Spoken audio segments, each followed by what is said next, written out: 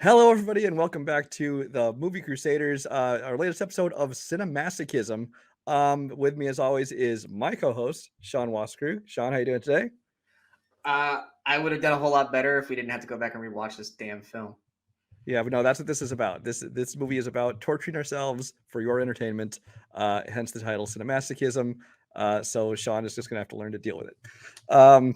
Yeah, trust me, it's going downhill from here, dude. I know it's not possible because this one was horrible. Uh, Yeah, today we talked about a movie called Kung Pao: Enter the Fist from 2002. Kung Pao made $16 million at the box office. People seem to like this. IMDb average score is 6.2 out of 10. Letterboxd average is 3.2 stars out of 5. Rotten Tomatoes, the critics gave it 13%, audience 69%. Now, I assumed that a lot of this was just like Ironic. ironic votes or people that got drunk or just voting for it to be funny. I don't know. These are the Napoleon Dynamite fans who think That's the problem is yeah. I looked at it and there's people that are quoting this movie like crazy. I was listening to a podcast earlier that was kind of talking about the movie to kind of remind me of things I might have forgotten. And these guys just like they were just throwing out quotes from this movie and laughing their asses off. And I'm like, I don't know if this movie is just made for stupid people or what, but it is which not which good. is which is the epitome of the Napoleon Dynamite fans, because you and I have both tested this theory multiple times. And if you tell someone Napoleon Dynamite is a shit film, what do they immediately do? Start quoting it. They start quoting it and laughing, thinking that that's going to change our minds. Yeah, And no, you're just proving my case there. yeah, it's like no, it's like if you can't prove that the movie's funny. All you're doing is throwing out a quote and expecting me to go, "Oh, you're right. I guess it is funny." No, it's not. And I will take the blame for this, because while Brian does normally pick the movies that we torture ourselves through, this was mine, because I told him, I go, "There's a movie that came out when I worked at the movie theater that's so fucking stupid that it just enraged me whenever I had to go in as an usher and check on people, that we have to watch it." And immediately, like, was it the other night we went to watch it? Like, "Are you ready?" I go, "Not really. I really don't want to relive this film, but this is the perfect film for this show." And Brian's face. This is the first time that I actually was like being able to watch Brian's face instead of him watching me. And the utter annoying, like, just fed up with the bullshit within the first 13 minutes, because he time checked this like 9 times. Oh yeah, that's the one thing I was gonna say later on, but I'll say right now. I was gonna say at least it's mercifully short because it's like 85 minutes or something like that. Yeah, it's like But 80. It's 80. I still did 4 time checks during this Yeah, movie. you did it so many damn times. And he actually was like, "I'm gonna keep a laugh counter." Because you laughed, no, you didn't laugh, you Well chuckled. well, You here's the chuckled at thing. one point, and that was Well, before we get into that, let me just give you a brief, if you haven't seen this movie, Kung Pao: Enter the Fist is a movie made by Steve Odenkirk, who I always used to get mixed up with Bob Odenkirk. Completely different guy, way more talented. no, Steve no, Odenkirk, yeah, Bob's way more talented. yeah, who basically he directed some things like Ace Ventura: When Nature Calls. I know he's written a few movies, things like that, but he's not a huge name. He mostly made his name before this for making these thumb videos.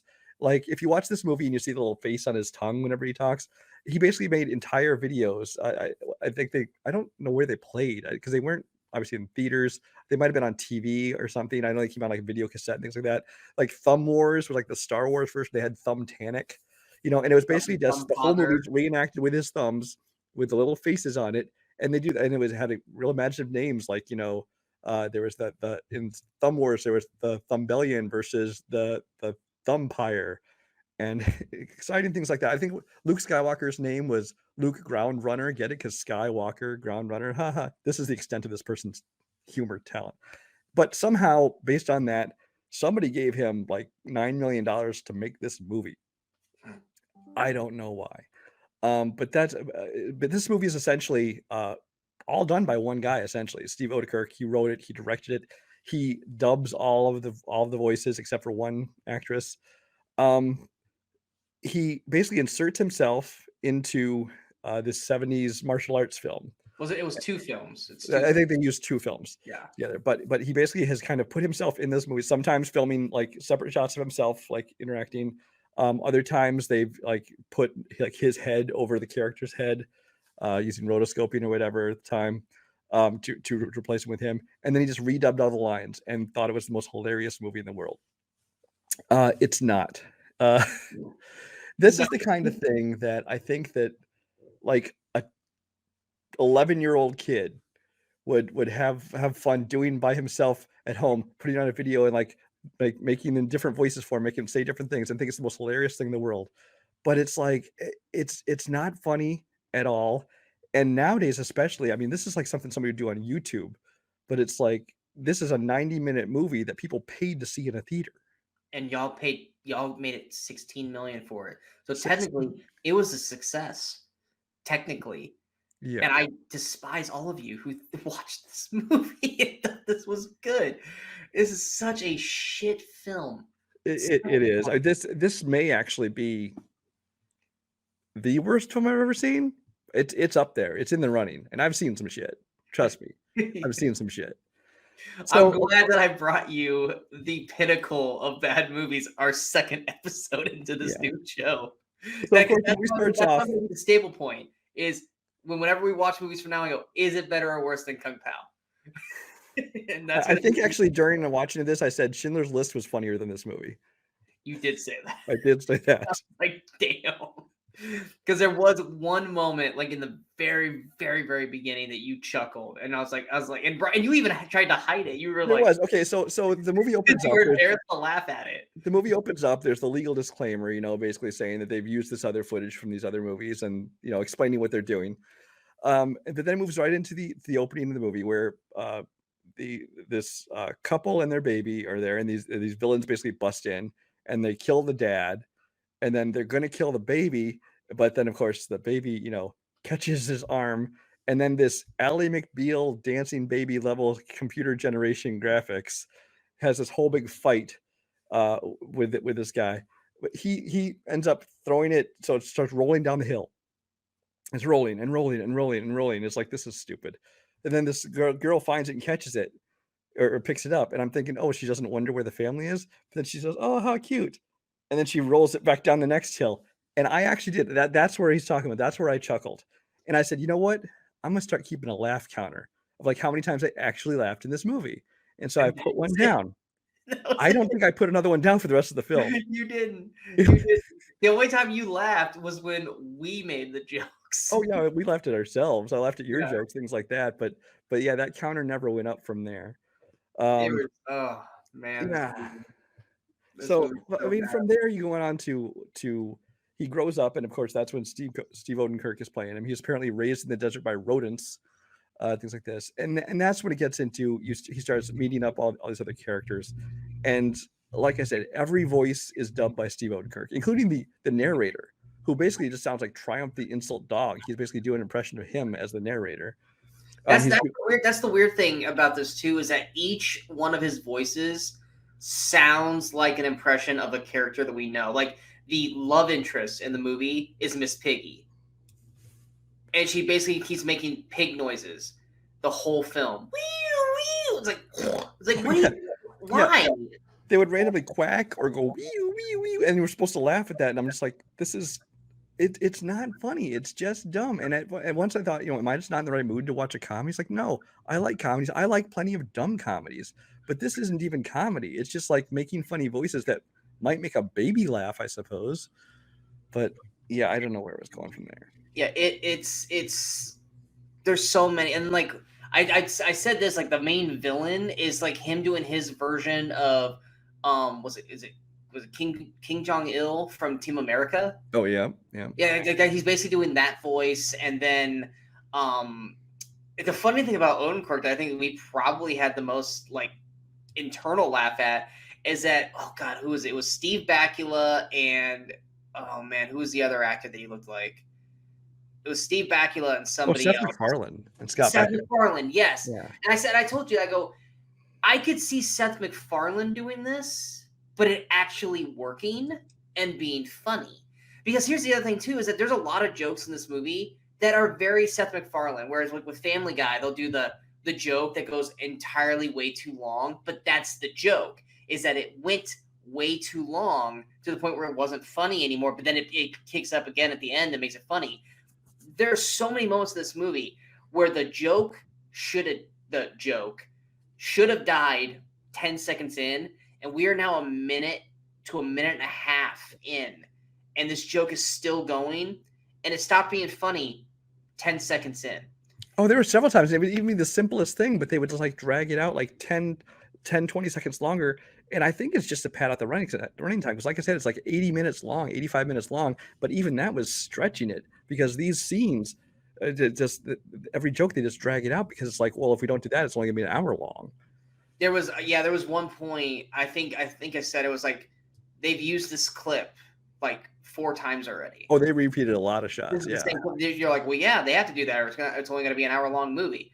And it's just like, yeah, you're not wrong. And then they even tried to, which I even knew it, and this I think is one that really pissed Brian off. They even tried to spoof Monty Python and the Holy Grail at one point. And it was just, you could just tell Brian was just like so fucking over this film. I was personally offended by that. Well, the thing is, this whole movie, he spends a lot of time stealing from everybody else. I mean, there's stuff like the Matrix shots against the cow, which, I mean, yes, everybody spoofed the Matrix for like the next 3 years after the Matrix came out. And this came out in 2002, so that's completely understandable. But first of all, again, the cow, horrible CG, even by 2002 standards, it was bad. But they had the cow shot and the Matrix shot there. They had the Matrix music they were using there. But I mean, again, it had already been done 1,000 times. They even call him the chosen one in this movie.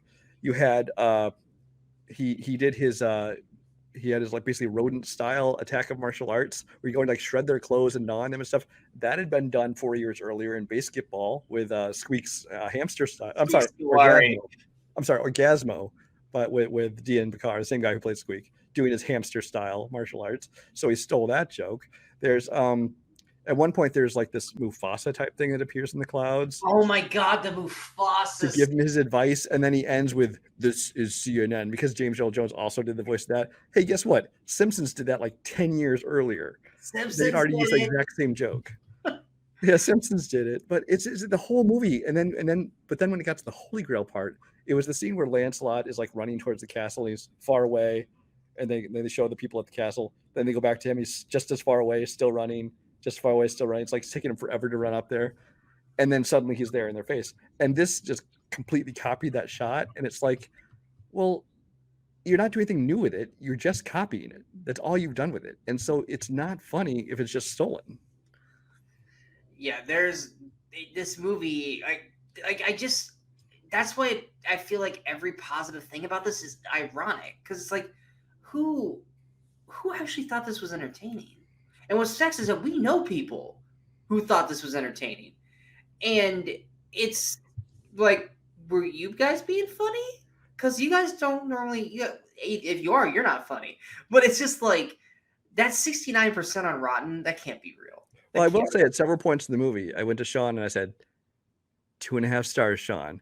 Because he had this rated at 2.5 stars on his Letterboxd. Now, he claims... I will plead the fucking fifth that I didn't intentionally rated that way. Anyone who has Letterboxd knows there are certain times that you click on a star rating and it goes crazy on you and it picks the wrong thing. There have been times where I would click on a movie that I loved and I say 5 stars and it did 1 star, and I would have to go back and change it. I plead the fifth. There's no chance in hell I would have ever rated this movie 2.5 stars. But that didn't stop me from 5 times during this movie going, yes. 2.5 stars, Sean.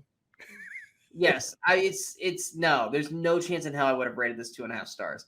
And like I said, it didn't stop Brian from repeatedly telling me that. And every time I went, no, it's not anymore, because I wouldn't change it. I was like, Brian, why did you tell me that? But yeah, I'm trying to like find more stuff to talk about, but this movie's just so blatantly stupid. And it's painful. It was visibly painful. And it's not even something like when you go back and you watch some of the movies that we talked about, like Tiptoes, or some of the horrible films we watched when we did Weekend Crusaders, you could find, it might be something small, but you could find something in those movies where it was like, it's, that was redeemable, or that was fine, but everything else sucks. There is nothing that you can say about this movie. Even the iconic line that everyone quotes, "That's a lot of nuts." Okay. I saw that a bunch of reviews, people quoted it. I've heard people quote it, and so I'm like waiting for that line, and it comes up in the movie. I'm like, why is that funny? Because it's a funny, I guess, voice. It's out of nowhere. It's loud and obnoxious. It's And off maybe guard. you have to be high or something, or 10 years old to fully find this that funny, because I mean I thought, because you can't even write it off to, oh well, it's fun to watch in a group, make fun of. No, because Sean and I watched this together, and we still sure weren't finding this fun, and we were looking for things to laugh at, and we Like I were said, coming up empty. that's why I got so angry and worked at the movie theater. So I would have to go in and usher and like check to see, is anyone doing anything bad in the theater, or is everyone just, is everyone asleep? And I would go in there and like it'd be on some stupid scene, like when he's being trained by his guys with the sticks and they're all beating the shit out of him, and people are in the theater laughing their ass off like it's the funniest damn thing, and I'm just looking up at them like, the fuck is wrong with you people? Like, what is funny about this? This is not funny, and this is not even us trying to be like I'm trying to think of the right term that doesn't, like, it's We're not film snobs. Yeah, we're not film snobs. Trust me, we're totally not film snobs. Some of the movies that we pick that we love, definitely we're not film snobs. But it's just like, it's like the whole, like I said, it's the Napoleon Dynamite syndrome again. It's like, are we the only two people in the world that don't understand what is funny about that movie? And this is the same thing. Like, why do people think this is funny? Why does him grabbing two squirrels or chipmunks or whatever the fuck you want to call them, Yeah. and making them nunchucks, why is that funny? Why putting a squirrel in his chest and somehow that saves him from being punched in the heart, and then you had the squirrel flying around with a big handprint on its back? Why is that funny? It's not funny. It's Ernest. Ernest P. World is a nonsensical movie, but it actually has a plot that makes sense, and it's got funny moments, even though Brian's not a fan of them. But well, that's the nonsensical nature of it. Like you referenced Seth MacFarlane, and the way he can make these jokes work is because like Family Guy, a lot of Family Guy's episode have like just a very the bare bones of a plot to it, and the whole thing is just like the random like offshoots, the one-off jokes that come from out of nowhere, the big non sequiturs. And it's like this movie tried to, like, my goal in doing this was I was a lot of times going to basically walk through the plot and talk about the movie. And this one, I realized I can't really walk through the plot of this movie because there really isn't much of one. What there is of it is hard to even remember, because most of this movie is just trying to do these random jokes, and they aren't even jokes. Like I said, it's just doing what he thought was a funny voice, which none of them are funny, and doing these jokes that aren't funny. And so it's like, without the comedy and without an actual plot to really grasp onto, it's like there's nothing left. I mean, the barest bones of a plot is, like I said, he's the chosen one. This one bad guy wants to kill him because he's the chosen one. He escapes when he's a baby. He grows up to be a man. He goes to get trained by these people, which he doesn't really need to be trained if he's the fucking chosen one, because even when he's training, he's already better than everybody he's training with. You have funny, weird characters, which they're not funny. I use that term very, very loosely. And then the movie just kind of plots along until he fights the guy at the end of the movie and, wins, and the game's over. And then there's this weird alien subplot with really horrible CGI that just comes completely. It's not even out of left field. It's out of the stadium, 50 miles down south in the shitty swamp where nothing but shit lives. That's where that moment comes from. Well, you want to know where the moment comes from? It's stolen from Monty Python again. In Monty Python's Life of Brian, at one point he's falling from a tower, all of a sudden aliens swoop in, and you're like, why are there aliens in this biblical comedy? And they're there for like one scene, and then they're over and they take off, and that's all it was. And it's like, even then, he's like, well, guess what? I'll steal something else from Monty Python. Except, of course, here it's not even funny when he does it. It's just, it's all just pointless. And it's like, you can't care about the characters because the characters are not even the characters for this movie. They're fixations of another film with just stupid voiceovers, and you're not even making the voiceovers compelling so that you could care about said characters. The only compelling character in this movie is a character that was in one scene, and that's the one boobed woman. And that's the one other person besides him who is actually a new actress. And she shows up for one scene, Yeah. And that's it. It's like, well, that's the most compelling character because she's got one giant boob and she is, I don't know even know what she is. And then the movie ends with a trailer for a sequel that luckily for us never came out. And it's even more ridiculous than the movie was. You know, And then mercifully, it never came out because apparently he was still trying to get this made as much when it was like, I think during the pandemic, he did some kind of live stream thing somewhere. And he was talking about how, you know, there was always plans to do a sequel, or actually he wanted to make it like a trilogy. But he says that discussions with 20th Century Studios, which he called them, which means it was after Disney bought them, never really turned out. So I think he was trying to get them to do something for, you know, Disney Plus or Hulu or something like that, which mercifully never took off. And at one point, I think he said he planned to do it with Sword and Sandals movies or with spaghetti westerns.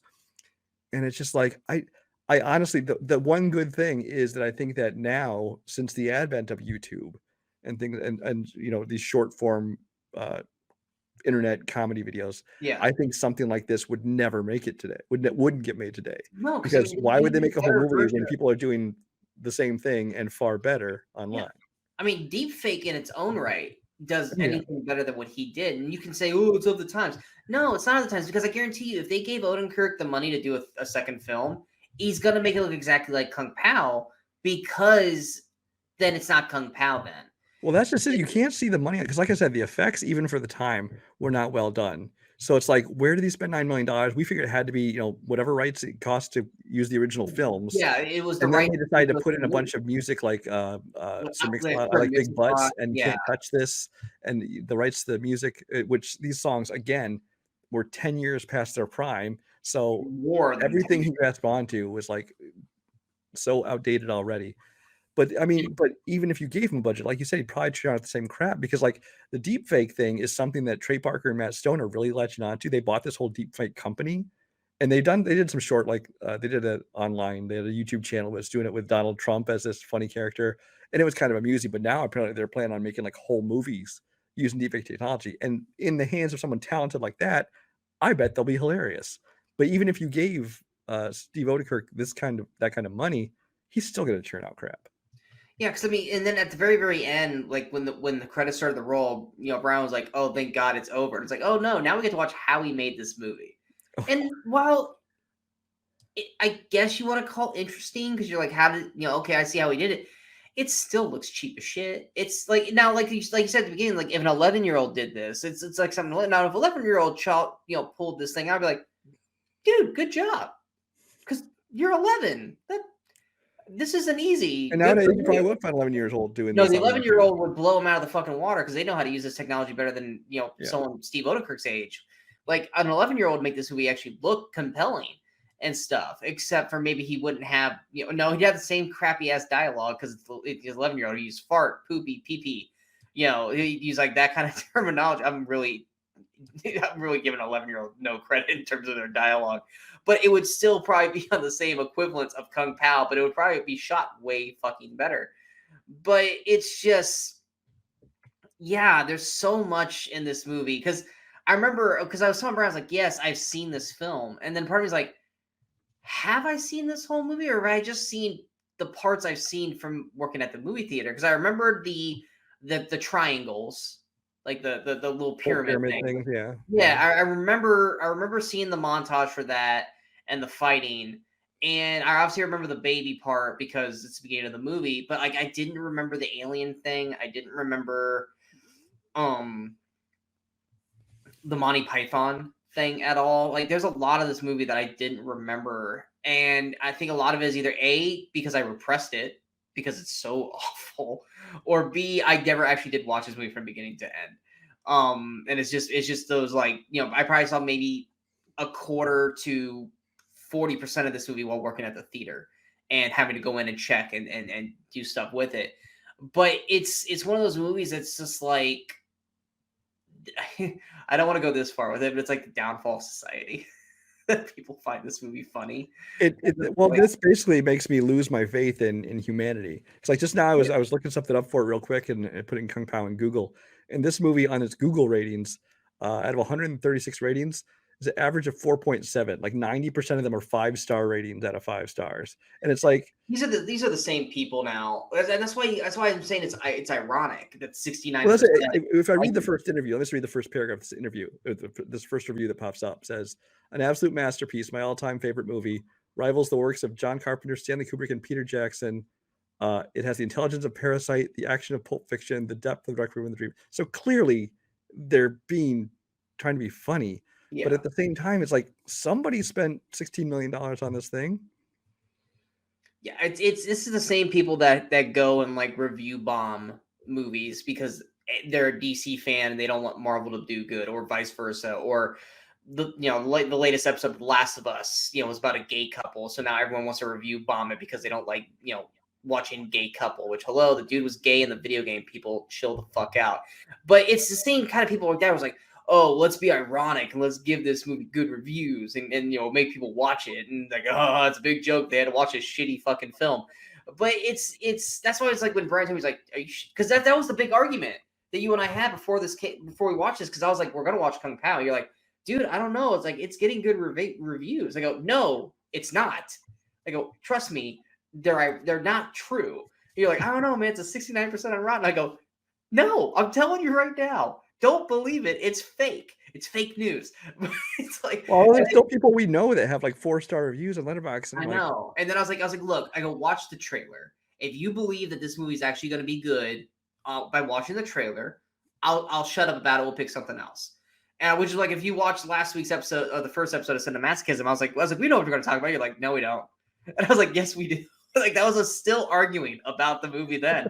And if we watched the trailer, and Brian's like, yeah, you're right, this movie's horrible, but I still don't think I want to watch it because I just don't want to watch this. Well, you know what it is? That's what I was actually getting to at the very beginning of the video is I was aware of this movie existing, but it was something I never watched and never planned to watch because I was familiar with his unfunny, thumb wars, his thumb videos, things like that. And so I'm like, I have never had any interest in watching this movie. The only reason I'd watch is if it is just completely terrible for something like this. And I guess in that respect, it paid off because, I mean, call it Kung Fu Enter the Fist. I feel like I was fisted to watch this movie. Wow. Never thought yeah, maybe they were warning us all along. They're like, hey, if you watch this movie, Enter the Fist. I will say that you did bring this up during the movie, is that you said this felt like a knockoff version of Mystery Science Theater. That was the other thing, is it felt like a combination between the stupid humor of Steve Odekirk and Mystery Science Theater 3000, where it's basically just a movie is playing an existing film, and they're just like basically kind of dubbing in their own dialogue. I mean, the movie's actually playing in that case, but they're basically dubbing in their own dialogue and making their own jokes. And I have never found that funny. Some people think that's hilarious. Like, I have never found that funny at all. I don't know why. I've never found it funny in terms, like, I don't bash Mystery Science Theater because, like, it did its niche. It worked. I never liked it. But I've also never liked doing that personally. Like, if I'm sitting here watching a movie, like, you and I will commentate on it, but we're not, like, coming up with, we're not dubbing over voices. We're not right. Like, if I was sitting with people watching a movie and they're doing that, I'm gonna tell them to shut the fuck up. I'm trying to watch this movie, even as shitty as it is. Like, if you want to discuss how crappy, you want to make fun of the movie, that's fine, but don't try and don't try to, like, yeah. You're not a comedian. Stop trying to be funny. Like, the movie's not funny, but you're also not funny. So stop. Like, I hate that. Like, they had a whole episode about this on, like, Community, where, like, they all sat in Troy and Abed's, like, dorm room and would make fun of, like, I think it was, like, Fist Puncher, and, like, Chevy Chase, like, couldn't hit the jokes right, so he, like, hired someone to be a comedian. And I was like, okay, they're basically trying to do Mystery Science Theater 3000. But I was like, if I had been sitting in that room, I'd be like, guys, just shut up and watch the damn movie. Which, I know you and I will watch a movie, but, like, we're trying to, like, comprehend what we're watching, and we're trying to figure out, like, why is this not working? We're not going, hey, let's make a joke about this. Which, technically, the best joke of the night was this, Schindler's List is funnier. No, you actually you went levels. You're like what was it? I think it was disaster movies funnier than this. 50 Shades of Black. 50 Shades Black, or 50 Shades Blacker, or whatever, is funnier than this. No, wait, Schindler's List is funnier. Yeah. Just kept going. Which for anyone who knows Weekend Crusaders, those were two stinker films, not Schindler's List, but 50 Shades Darker, Blacker, whatever it's called, and Disaster Movie were movies that we talked about on stinker films and how much we hated how unfunny they were. But you're right, they at least had some funny moments in it, and this did not have Yeah, any. it doesn't work on any level because, like, even the whole thing, like, with it, besides the stupid voices he was doing, just trying to put himself in this film, it doesn't, because, like, it's been done before. The one that jumps to mind, there's a movie Steve Martin did in the early to mid '80s called Dead Men Don't Wear Plaid, where basically he inserted himself into all kinds of old like noir movies, like the Humphrey Bogart, James Cagney, those kind of things. Mhm. And it was a black and white movie, and he put himself into it. And it wasn't a great movie, but it was at least kind of a good experiment. You kind of see where he's going with it, and it was at least worked on some level. But here, it's like it did not work, and even with better technology, where he can put himself in the same shots as them instead of just like cutting to him later on. It just didn't even work on that level. So It's. yeah. Is there anything else you would like to add? Or would you I like to? don't have anything. This is going to be one of our shorter episodes of the show because, like I said, in most of these, I'm probably going to have us kind of walk through the plot and kind of talk about it. But there's nothing more to commentate on this. It's just a movie that I guess if this is the kind of thing that makes you laugh, you're going to like it because it's the same thing for 80 minutes straight. It obviously didn't work for me, except for one half chuckle, which came in the beginning to give me a little bit of false hope that I might at least get a couple more. Didn't happen. No. Yeah, this is definitely a film that needs to be thrown in a vault and never talked about again, except for as a joke, saying at least it's not as bad as Kung Pao. It's not a movie worth watching. I can't remember, was this even on a streaming or did we have to? No, you got to see it. A friend of mine had it in his digital collection, and so he was able to loan it to me through Movies Anywhere. Because I'm so happy we neither of us paid to rent. I was this. worried. I was like, oh man, are we seriously gonna have to rent this damn film? And if I did, oh man, I'd been like, Sean, you made You me owe pay me to rent this. $3. I mean, I've subjected him to plenty of junk, but That's this very, very might true. be the worst of the worst. You have anything else you wanted to add? No, this is one of those films. Like I said, it don't. Okay, I know I know where this is gonna go. Because Brian, when I make Brian watch something really, really bad, he will. Granted, we both do this, but he never lets me live it down. But then again, I never let him live it down for like Ravenous and It's a good was it movie. Vanishing? The Vanishing. The Vanishing. But one movie that he will not let me live down because it wasn't even a stinker film. It was my pick, which was Rockadoodle. Hey, guess what? Rockadoodle better than this movie. I was gonna say, is Rockadoodle better than Kung Pao? Yes, I set a new standard of shittiness for Brian. Yeah, this is a movie that is going to live on in infamy on our channel as the worst film possible, and I am terrified of the movie that one day could beat Kung Pao as the worst movie we've ever watched. I'm sure there's one out there. I'm sure that there's a movie that we have not seen that we could pick because there's a lot of really shit films. That Well, come that's out. the thing. The thing with this show is we're here to talk about bad movies. Yeah. And once in a while, you might find one that we end up defending, but for the most part, they're going to be bad. But they're going to be fun to talk about. I don't blame Sean for this. He hasn't seen this in forever. He thought he gave it 2.5 stars. I did not, you liar. No, you said you thought you did because you looked. You're like, I give this 2.5 stars. Was it? Maybe I didn't like it. Maybe I didn't hate it. Yeah. So I don't blame him because he didn't know this is going to be such a miserable experience. Because I mean, while we had fun watching it together and making fun of it, it's not even a fun movie to watch on that level. But hopefully in the future we won't find one worse than this because it'll at least be fun to make fun of. Yeah, there is a movie I already know based off of the list you given me that I'm like, Brian, you can't pick this because I'm going to defend this movie because like I know it's not good, but I enjoy this film. I was like, and you're like, well, you better have a good reason to defend this movie. As long as we know it's not good, that's fine because we're still going to have fun making fun of it. I was like, the kid in me loved this movie. I was like, but I'm going to defend it. But yeah, that's the end of this episode of CineMasochism, and it definitely was CineMasochism. This movie was. Yeah. We hope you guys enjoyed this video. If you guys did, hit that like, share, subscribe button to the channel so you guys stay up to date with all the latest videos pop up on the Movie Crusaders. Of course, we're going to follow us on all the social media you see below. Our latest video of the Weekly Crusaders, where we're talking about Chronicle and Project Almanac, is out right now, as well as Brian and I's non-spoiler review of Knock at the Cabin. Next week we'll be back with another video for CineMasochism. Do you want to give it away, or do you want to keep it secret? No, but I will Yeah, say yeah, we're right. going to use this video to help celebrate Black History Month. Yes. Oh, that's right. Yes. This movie I have a fever dream of remembering. It's either that or I just remember the photos. This movie's gonna be bad. It's not gonna be Kung Pao bad. It might get us canceled. We'll see. Yeah, we'll see what happens there. There'll be a short-lived, 3-episode show. But yes, next week in terms of movies coming out, we got Magic Mike's Last Dance, Somebody That I Used to Know on Prime, and Your Place or Mine on Netflix. If I see those movies and they're worth talking about, we'll have reviews for them. But we'll also be back next week for another episode of the Weekly Crusaders. So yeah, until next time, that is Brian Michaels, our host for CineMasochism. I'm Sean Wasserkrug, your co-host for this episode. And yeah, go watch movies, but don't watch Kung Pao Under the Fist. This is not an ironic thing. Don't fucking watch it.